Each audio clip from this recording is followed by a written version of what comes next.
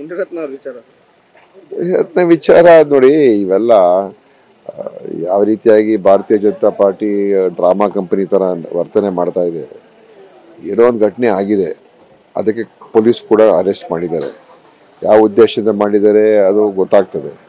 ಅದು ಇದೀಗ ಏನೇನೋ ಬಾಯಿಗೆ ಬಂದಾಗೆ ಮಾತಾಡೋದು, ಯಾರೋ ನಮಗೆ ಆ್ಯಸಿಡ್ ದಾಳಿ ಮಾಡಿದ್ದಾರೆ ಅಂತ ಹೇಳೋದು, ಇನ್ನೊಂದು ಹೇಳುವಂಥದ್ದು, ಇವೆಲ್ಲ ಸುಮ್ಮನೆ ಥರ ಅವ್ರಿಗೆ ವಿಷಯ ಒಂದು ಜನರ ಮುಂದೆ ಏನು ಹೇಳಬೇಕು, ಯಾವ ಥರ ಮಾತಾಡಬೇಕು ಗೊತ್ತಾಗ್ದೇ ಏನೇನೋ ಮಾತಾಡೋಕೆ ಹೊರಟುಬಿಟ್ಟಿದ್ದಾರೆ BJPಯವರು. CT ರವಿ ಅವರ ಪ್ರಕರಣ ಅದೇ ಥರ ಆಯಿತು.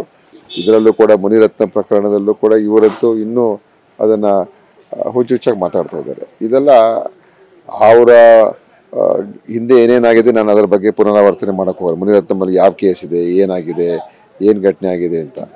ಈಗ ಮತ್ತು ಅವ್ರು ಯಾವ ರೀತಿ ಮಾತನಾಡಿದ್ದಾರೆ, ಬಹುಶಃ ಯಾರೋ ಆ ರೀತಿ ಆಗಬಾರ್ದು. ಯಾರೂ ಕೂಡ ಇನ್ನೊಬ್ಬರ ಮೇಲೆ ಹಿಂಸಾತ್ಮಕವಾದಂಥ ರೀತಿಯಾಗಿ ಮಾಡಬಾರ್ದು. ಇದು ಮಾಡಿರೋದು ಸರಿ ಇದೆ ಅಂತ ಹೇಳೋದಿಲ್ಲ. ಆದರೆ ಅದಕ್ಕೆ ನೀವು ಏನೇನೋ ಅದಕ್ಕೆ ಕಪೋಕಲ್ಪಿತ ಒಂದು ಮಾತುಗಳನ್ನು ನೀವು ಸೇರ್ಸೋಕೆ ಹೋದರೆ ಇದು ಯಾವ ನ್ಯಾಯ ಅಲ್ವಾ?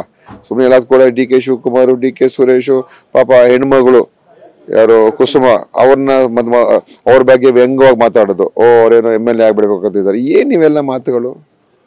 ಸೊ ಇದೆಲ್ಲ ಸರಿಯಲ್ಲ. ಅವರು ಏನು ಬಹುಶಃ ಅವ್ರ ಮಾತುಗಳಿಗೆ ಅವರೇ ಈಗ ಉಪ್ಪು ತಿಂದು ನೀರು ಕುಡಿಬೇಕು ಅಂತ ಹೇಳ್ತಾರಲ್ಲ, ಆ ಒಂದು ಪರಿಸ್ಥಿತಿ ಮುನಿರತ್ನಕ್ಕೆ ಬಂದಿದೆ.